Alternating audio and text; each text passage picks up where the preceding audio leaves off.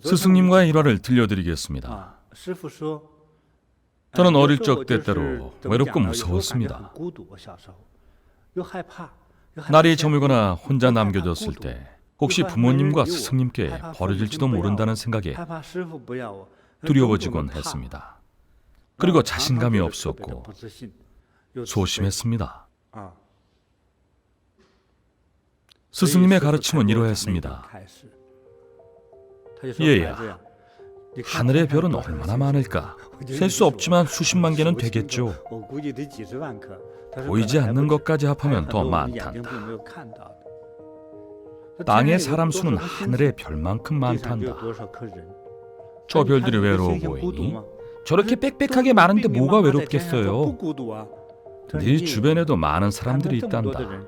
나도 너와 함께 있지 않느냐. 스승님께서 돌아가시면요? 묵은 것이 가야 새로운 것이 오지. 내가 없더라도 더 많은 사람들이 네 곁에 있어줄 거다. 저처럼 못생긴 사람 옆에 함께 있어줄 리 없어요. 더 못생긴 사람이 나타날 게다. 아차, 잘못 생각했구나 싶었죠. 스승님께서 가르쳐주신 생명의 의미는 단순했습니다. 그래서 스승님께서는 예시를 들어 생명의 원리를 설명하셨습니다. 신선이 생명의 씨앗을 하늘에 뿌리면 별이 되고 땅에 뿌리면 모래가 되고 숲에 뿌리면 초목이 된다. 생명은 외로이 존재하지 않고 모두 연결되어 있단다. 모래는 바다와 이어지고 바다는 대지와 이어지지. 대지와 바다는 하늘에 맞닿아 있단다.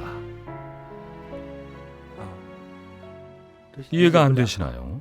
잘 생각해 보세요. 긴밀히 연결되어 있습니다.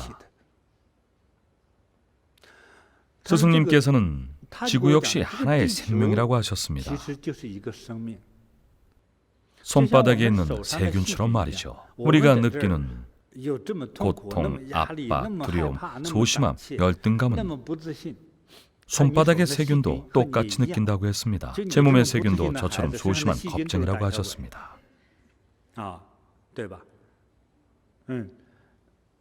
우리가 머무는 지구도 마찬가지로 하나의 생명입니다. 어쩌면 외로워할지도 모르고 깨달음으로도 외롭지 않을 수도 있죠. 해와 달은 매일 춤을 추듯 서로의 주위를 돌고 돕니다. 그것이 생명이라고 말씀해 주셨습니다. 세상에 외로운 것은 없다고 말이죠. 스승님께서 돌아가시면 어떻게 해요? 하루는 어린 마음에 물었습니다. 사람은 죽지 않는단다. 언젠가 내가 죽어 움직이지 않으면 이 육신은 아무렇게나 해도 좋다. 나는 하늘에 올라가 별이 될 것이. 어느 별인데요? 보기에 가장 좋은 별이지. 몇 호별인지 모르세요? 구름에 가려서 못 알아볼 게다. 계속된 윤회로 인하여 하나의 별이 아빠별, 엄마별, 스승님별, 혹은 사랑했던 사람별이 될 수도 있지. 들을수록 위로가 되면서 동시에 괴로워졌습니다. 사람의 생명이 덧없구나 싶어 시무룩해졌습니다. 그래도 생명이나 어둠, 죽음에 대해 더 이상 두렵지 않았습니다. 생명은 죽는 것이 아니니까요. 생명은 계속해서 순환합니다. 다음 생에는 습한 곳에서 태어난 생명이 될 수도, 어미로부터 혹은 모습을 바꾸는 생명이 아니면 공기 중에서 어쩌면 생명이 없는 생명일 수도 있습니다.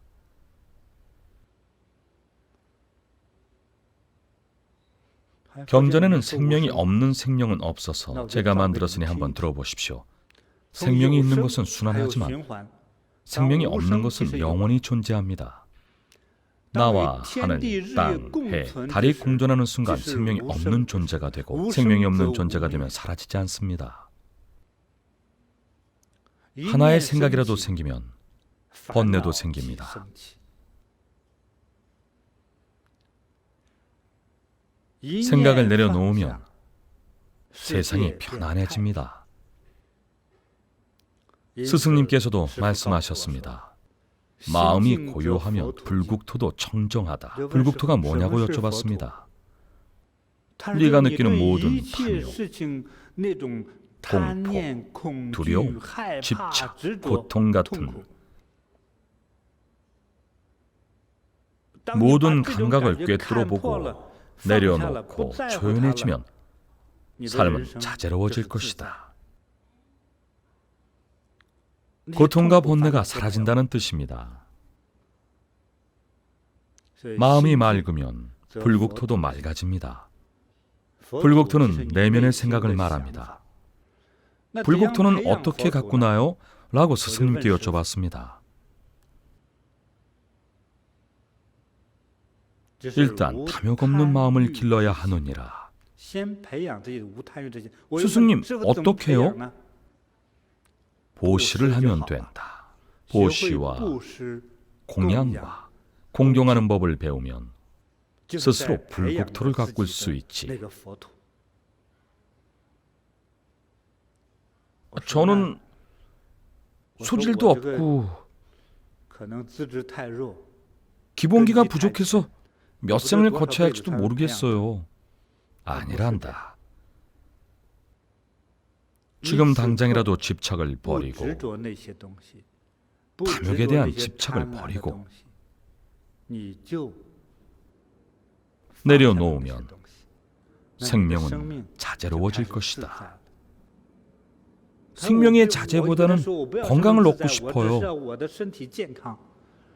대자재를 얻으면 큰 건강이 생기고 대자재를 얻으면 큰 지혜를 얻느니라.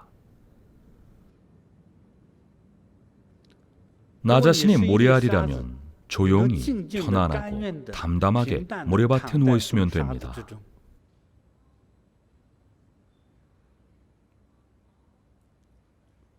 모든 인연을 내려놓고 하늘, 땅, 해, 달과 함께하면 됩니다.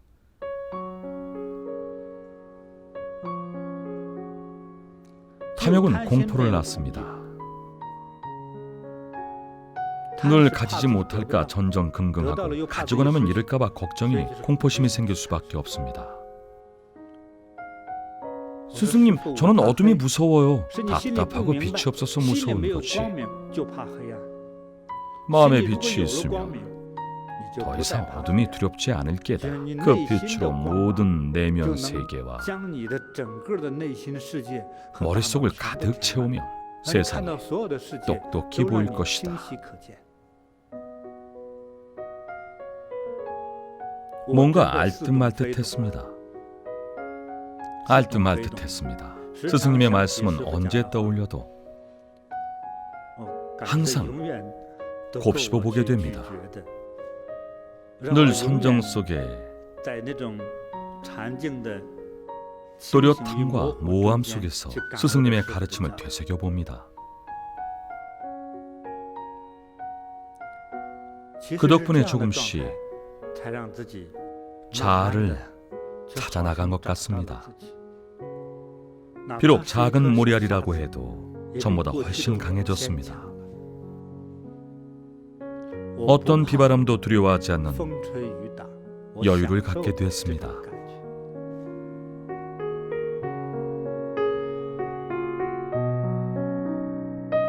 모든 집착을 내려놓으면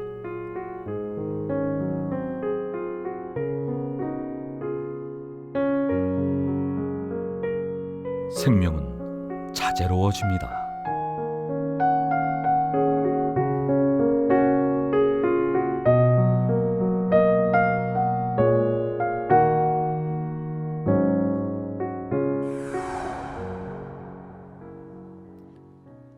스승님을 떠나보내기 전 여쭤본 질문이 있습니다. 부처님께서 10명 정도 큰 제자들에게 던지셨던 일종의 시험에 관한 일화였습니다.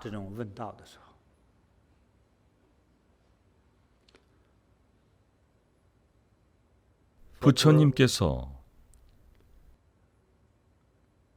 좌선을 마치고 수행을 끝내고서 옆에 피어있던 꽃 한 송이를 집어들고선 제자들을 바라보셨습니다. 제자들아, 대답해보거라. 어리둥절해 있던 제자들이 말했습니다. 꽃이 피듯 부귀하고 길상여의 하라는 뜻인가요? 제가 내년에 결혼하는 겁니까? 온갖 대답들이 다 나왔습니다. 한 명의 제자만 조용히 웃고 있었습니다.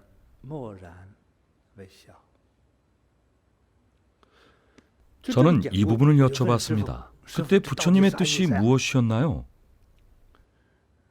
꽃이 피는 것은 깨달음을 의미하는 것이죠? 제가 며칠간 고민한 답을 말씀드리면 칭찬을 받을 것이라 생각했습니다. 깨달음이라고 꽃이 피는 때가 바로 꽃이 지는 때란다.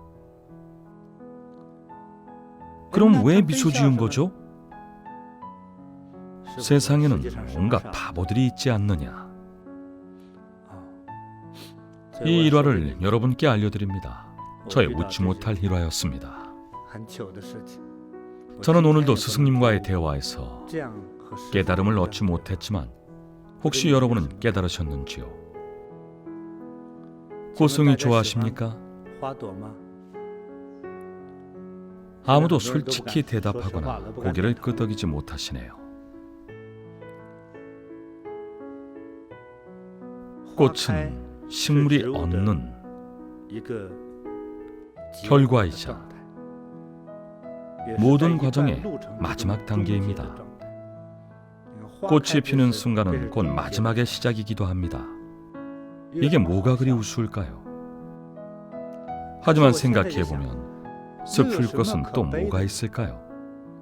그래서 깨달음을 얻은 그 제자는 미소를 띄웠습니다. 새로운 생명이 시작됐기 때문입니다. 부처님도 흡족한 마음이 들어 제자와 눈을 맞추고 싱긋 미소를 지으신 것이죠. 생명은 정말로 죽는 것이 아니라 계속해서 다른 모습으로 바뀌고 끊임없이 순환합니다. 행동으로 인한 업력에 따라 이 우주에서 계속 다른 모습으로 바꾸어 순환합니다. 과학기술의 발달로 인류는 세계로, 토성으로, 목성으로 나아가며 행성을 감싼 두터운 구름층과 형태가 있는 물질들을 관찰합니다. 물이 있는지도 탐사하고 물이 있다면 생명체도 있을 거라 생각합니다. 왜 그렇게 생각할까요? 그들은 계속 특정 생명체만을 찾습니다. 한 종류의 생명체만을요. 모든 생명에게 물이 필요한 것은 아닙니다. 고정관념입니다. 인류는 자신의 지혜와 능력으로 인류와 유사한 생명체만 탐색할 뿐입니다. 그들은 계속 인류와 유사한 생명체를 찾습니다. 영화 아바타에서도 지구와 유사한 행성, 인류와 유사한 생명체가 나옵니다. 꼬리가 달리고 키가 크고 인류보다 다리가 좀 길 뿐입니다. 생명이 정말 그렇게만 생겼을까요? 절대 그렇지 않습니다.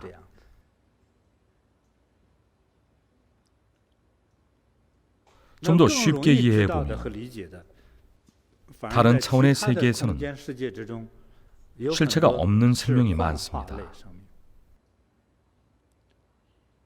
생명은 온도의 영향을 받아 병에 걸려 죽기도 하고 화산 폭발로 물에 빠져서 화상을 입어 죽고 해일이 닥쳐서 죽기도 합니다.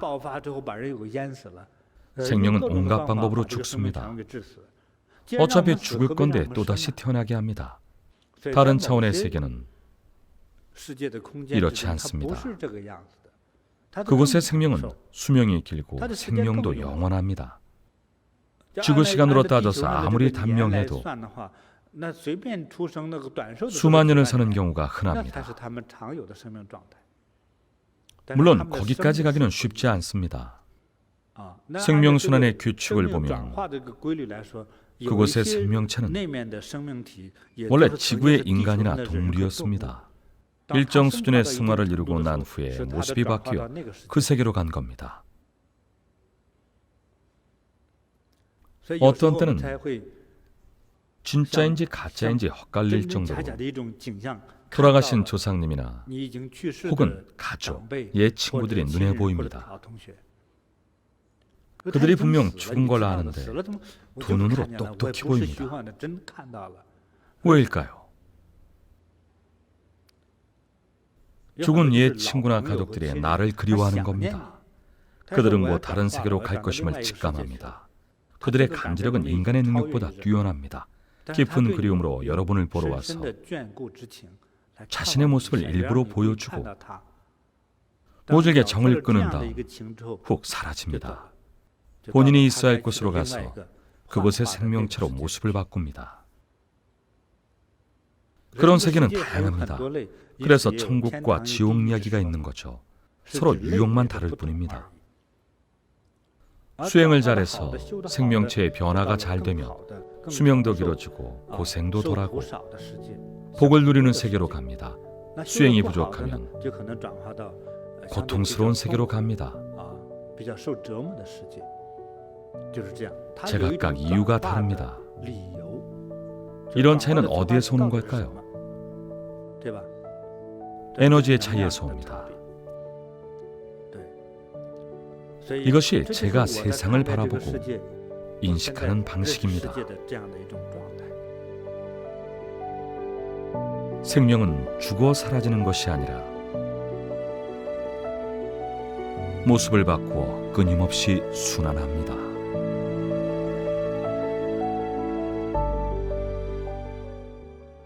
우리가 쉼 없이 수행하는 과정에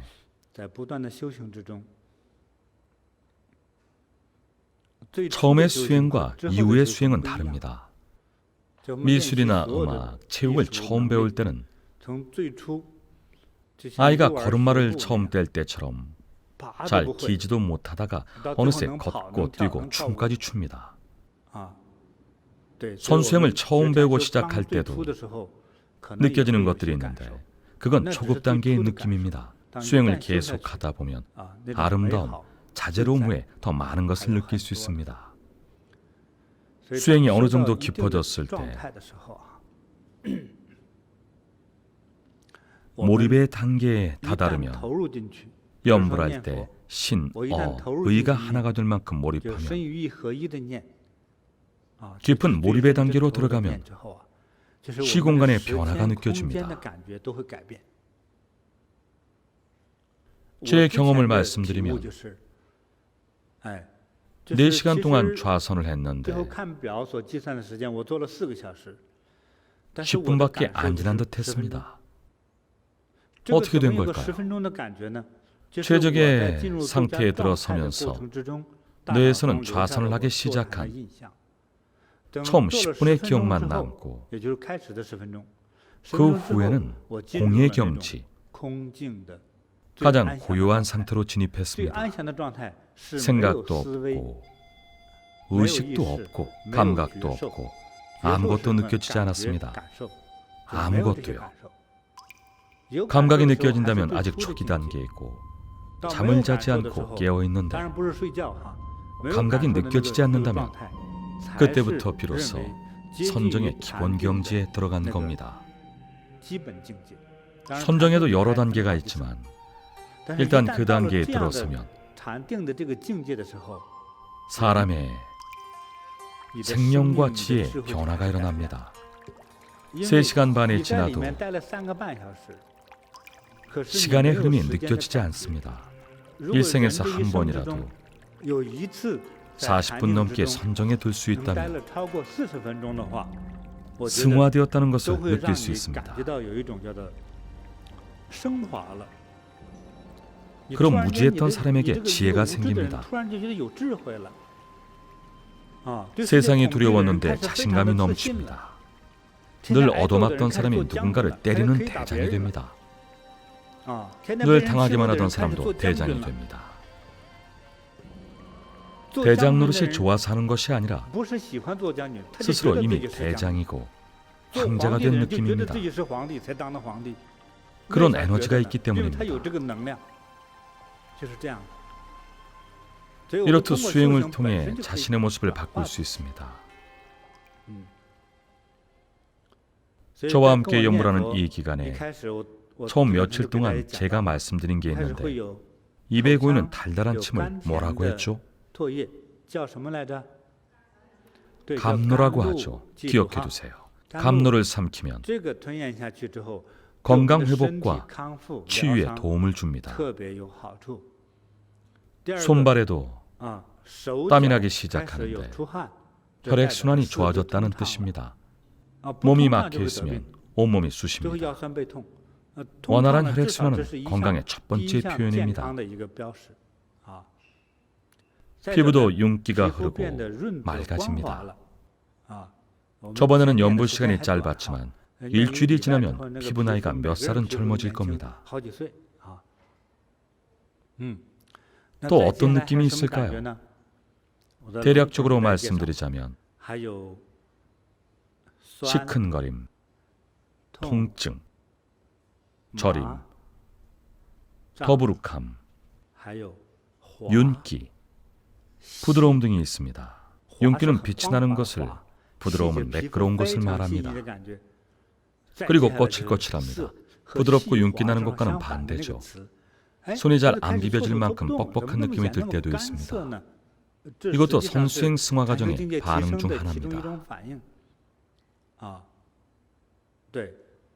거칠거칠함, 그리고 가려움도 있습니다. 염불하다, 코가 가렵고 머리나 등이 가렵습니다. 손이 안 닿는 데만 가렵습니다. 합장하고 염불하는 도중에 긁기도 참 어쩍습니다. 그런 경우 긁지 마세요. 에너지가 통하지 않던 것이라 그렇습니다. 뚫리면 저절로 괜찮아집니다. 몸이 회복되는 과정에서 여러 가지 느낌을 받을 수 있습니다. 가렵거나 저리거나 쑤시고 아플 수 있는데 시간이 지나면 괜찮아집니다.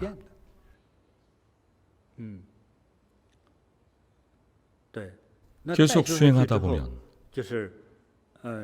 에너지가 강해지는 느낌이 듭니다. 손도 아주 뜨거워집니다. 손이 끓는 것처럼 뜨거워져서 저는 피부가 벗겨졌습니다.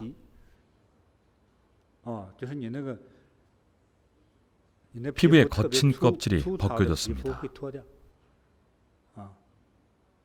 매미가 허물을 벗는 것처럼 말이죠. 정말 그런 탈피 현상을 겪었습니다. 수행을 해보면 알 겁니다. 이건 제 경험이고 여러분은 꼭 이런 것이 아닐 수 있습니다.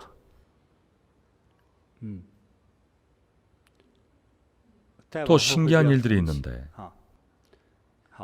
오늘은 여기까지만 하겠습니다. 스승님께서도 선의 경지에서는 시공간의 느낌이 다르다고 하셨습니다. 우리는 모릅니다. 스승님께서는 동굴에서 하루를 보냈는데 세상은 1000년이 흘렀다라고 하셨습니다. 어째서 선정의 경지를 동굴에 비유하셨을까요? 좌선은 보통 산속 동굴이나 아무도 없는 빈방처럼 타인의 간섭을 받지 않는 조용한 곳에서 하기 때문이죠. 아니면 눈을 감고 문을 닫고 마치 산속에 홀로 있는 듯 외부 세계와 차단하기 때문입니다. 동굴에서 하루를 보냈는데 세상은 1000년이 흘렀다. 겨우 하루가 지난 듯한데 세상은 1000년이나 흘렀습니다. 이 말에는 비유가 섞여 있습니다. 수행한 지 하루밖에 안 지난 듯한데 사실 한 달이 흘렀을 수 있습니다. 몸은 1000살이 넘은 노인의 에너지와 생명의 지혜를 얻은 느낌이 듭니다. 정말로 늙었다는 것이 아니고 그만한 에너지와 지혜를 얻은 것 같다는 뜻입니다. 손수행을 통해 건강과 장수를 얻고 자연에 대한 경외심을 가지면 좋겠습니다. 그러면 천지자연의 보호를 받고 삶과 죽음에 대한 두려움도 떨칠 수 있습니다. 삶과 죽음을 꿰뚫고 무서울 게 없어지는 것을 대무해라고 합니다. 자제롭고 차분한 마음으로 수행하며 그간 알지 못했던 많은 것들을 얻을 겁니다. 계속해서 연불하겠습니다.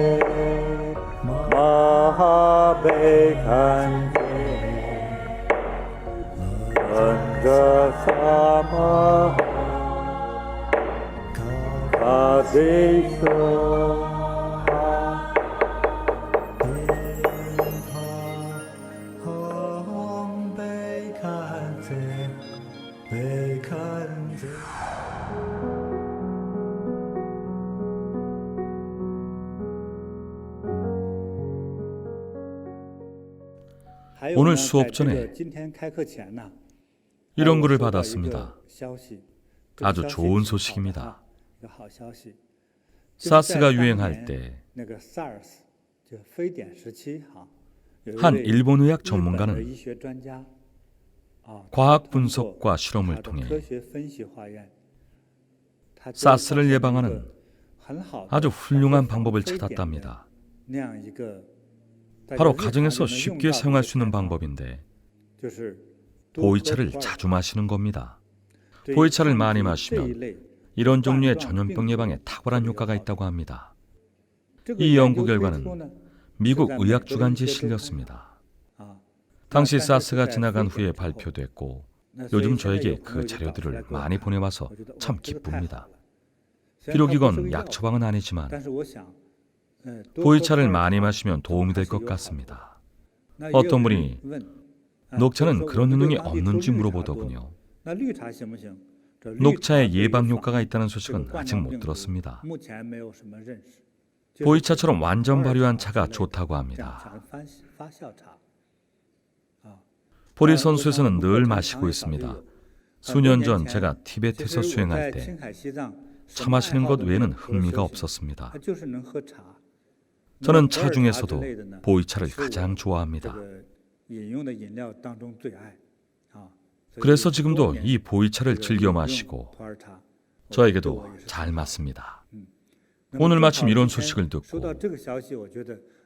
여러분에게 추천하고자 합니다. 보이차는 보통 동그란 전병 형태로 말려서 압축합니다. 먹기 편합니다.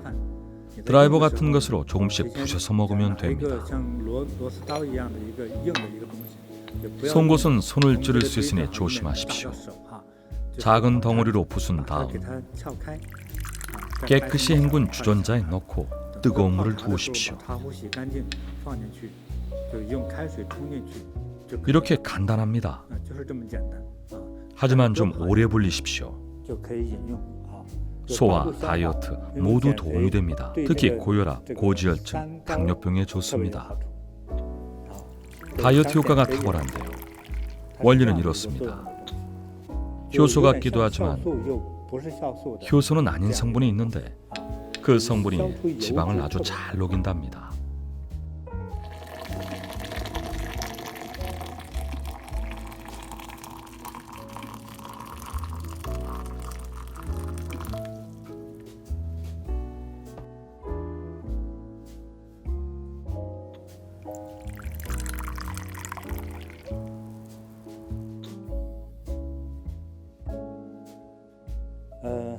그리고 또 무엇이 있는지 봅시다. 한 가지 더 알려드리겠습니다. 집에 향이 있으면 매일 향을 피우는 것도 좋습니다. 한 대씩 피우면 됩니다. 어떤 곳에서 파는 향은 화학 향료가 첨가되어 맡으면 머리가 아프고 구토를 유발합니다. 몸에 좋지 않습니다. 천연 단향과 침향이 좋은데 그 자체 원료가 질병과 전염병 예방 효과가 있습니다. 효능은 인터넷에서 검색해 보시면 아실 겁니다. 좋은 점이 아주 많습니다. 천연향을 집이나 사무실에 피우면 방역 효과가 있을 뿐만 아니라 건강에도 아주 좋습니다. 방역 효과가 있다고 해서 너무 많이 피워도 안 됩니다. 한 움큼씩 피우면 숨 막힐 겁니다. 그러니 적당히 피우십시오. 전해져 오는 말에도 침향이 삿된 기운과 귀신을 쫓는다는 이야기가 있습니다. 귀신은 그 향을 맡으면 도망갑니다. 귀신은 악취를 좋아합니다. 그래서 빙의가 된 사람들은 몸에 마늘 냄새가 독하게 납니다. 다시 알려드립니다. 마늘을 먹지 않았는데 몸에서 마늘 냄새가 난다면 이런 경우일 가능성이 큽니다. 삿된 존재는 악취를 좋아합니다. 그러므로 집에 이런 향을 피우면 삿된 기운 그리고 병기운도 쫓습니다. 치명적인 병이 갑자기 걸리는 경우에는 바람이 휙 하고 엄습하면서 쓰러져 몸져 눕습니다. 어떤 때는 의사가 판단할 수 없는 병이 있는데 그런 병은 삿된 기운 때문입니다. 따라서 이런 향으로 우리 몸과 주거 공간을 정화할 필요가 있습니다. 혹은 몸에 이런 단주를 착용하거나 취명으로 조각한 것을 목에 혹은 팔에 걸며 이런 나쁜 기운을 물리칠 수 있습니다. 여러분 모두 삿된 기운을 물리치고 건강하기 바랍니다. 어떤 일이 있어도 병에 걸리면 안 됩니다. 건강은 가장 중요하며 우리 삶의 기본입니다.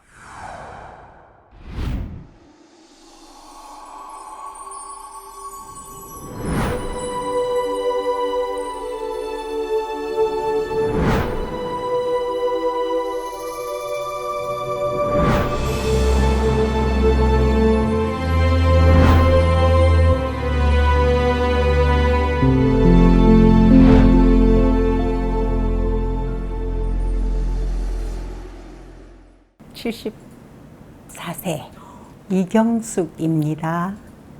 되게 젊어 보이시는데요? 그래요? 네. 가피 덕분입니다. 진짜요? 예.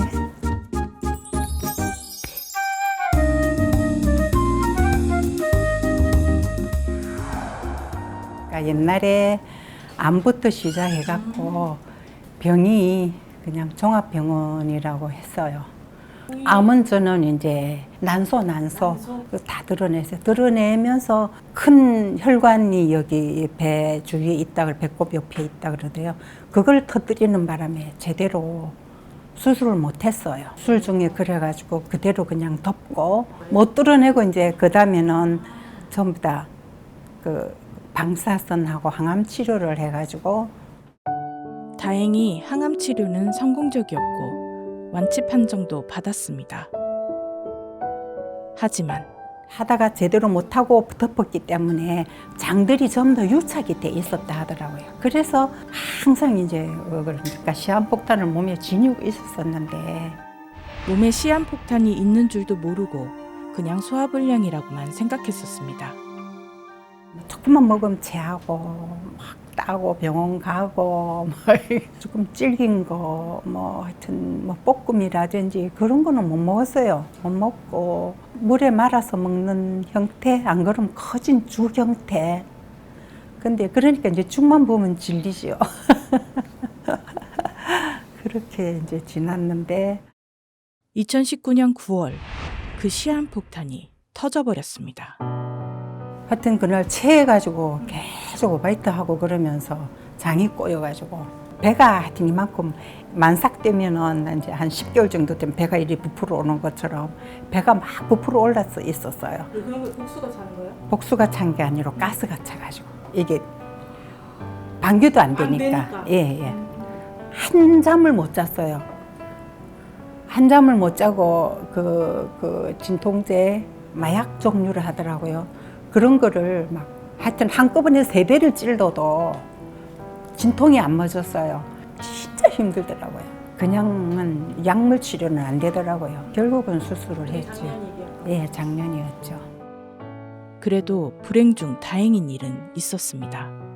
장을 잘라내지는 않았어요. 그 부분이 보통 썩는데 그 부분이 안 썩었다 하더라고요. 아마 저기 가피 덕분이신 것 같아요. 그래가 이거는 진짜 안 잘라내고 이게 안 썩은 거는 다행이다 하면서 이건 기적입니다 하면서. 근데 그렇게 개복을 했을 경우에 토하지 말라 하더라고요.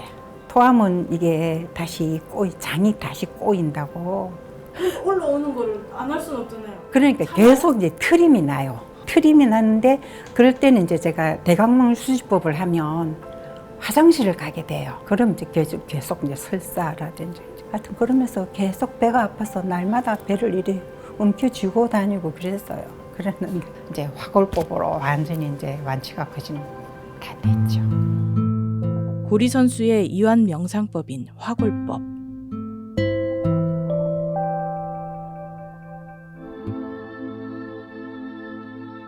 我们先从头部开始放松，从头发开始放松。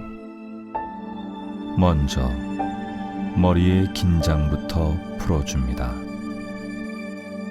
머리카락부터 긴장을 풉니다.